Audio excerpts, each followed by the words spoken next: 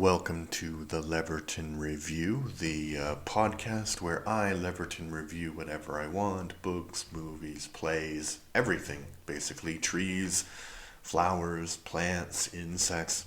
That's the first rule. Second rule, every review that I do is under 10 minutes, starting from the moment I begin to review, which starts now. Today I'm going to review The Amazing Spider-Man, and if you don't remember that is the Andrew Garfield version of the character. And it's surprising, like 2 out of 3 of the modern Spider-Men are actually British. I don't know how that happened, but so you have Tobey Maguire, Andrew Garfield, and Tom Holland. So basically, if you don't know the history of the franchise, so Sony bought the movie rights to Spider-Man long before the MCU was a thing. And so Sony made 3 movies before this. Spider-Man 2002, and then Spider-Man 2, and then Spider-Man 3. The first 2 of those movies are considered masterpieces. The second one is considered one of the best movies of all time, superhero movies of all time, and definitely one of the best Spider-Man movies of all time. And then the third one kind of destroyed that franchise. And so the third one was in 2008, so I think that was around the same time that Iron Man came out, and Marvel was creating this cinematic universe with Iron Man, Captain America, all of that. They were building up this huge thing. And so Sony still has the rights to their that character. And so they decided to reboot their franchise because I guess they have some deal with Marvel that if they don't make a certain number of Spider-Man films, or at least they had at the time, then Marvel could take the rights back. So they tried to revive the franchise with Andrew Garfield, and they made it, it's still a Spider-Man movie, so it's still enjoyable, but it's a completely different vibe than the first one, the first franchise, and it's also completely different than the MCU. So I don't like the MCU because it's too, what's the word?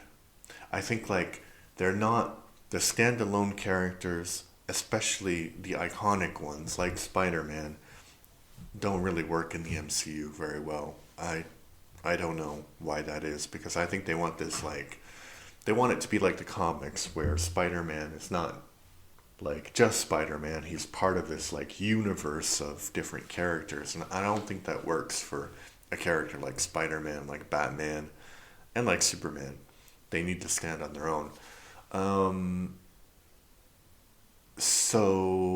But the problem, of all those 3 franchises, I dislike this one the most. And I dislike it for 2 reasons. One, you have, and I talked about this in my review, my award-winning review of the original Spider-Man franchise, which is that Andrew Garfield is too cool. He plays the character too cool. Peter Parker is a loser. And in Andrew Garfield's version, and it's not his fault, it's the writer's fault, he is portrayed as this cool kid who has everything going. He can skateboard really well. He gets the girl.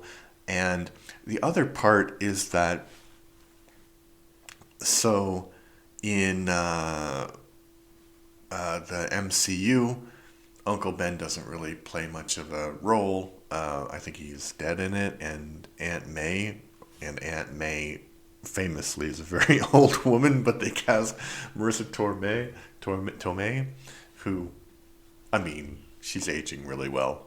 Let's just say that. So as Aunt May, and in the first one, Aunt May even though I don't think the actress was that old, she looks really old. She looks like the character Aunt May, and you had Uncle Ben.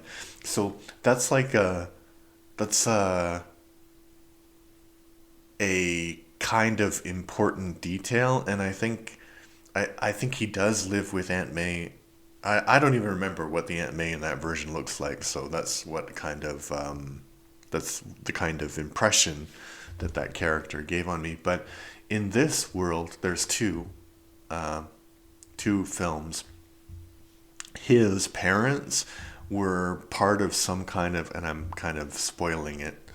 Uh, his parents were some kind of like secret agents, and they were murdered by Norman Osborn.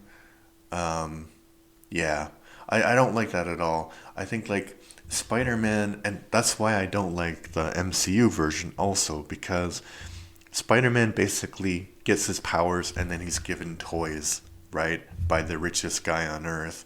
And that's what's problem with the MCU. In this one, it's like Spider-Man is not a normal guy. He's a kid of like some secret agents, and they were trying to protect him and blah blah blah.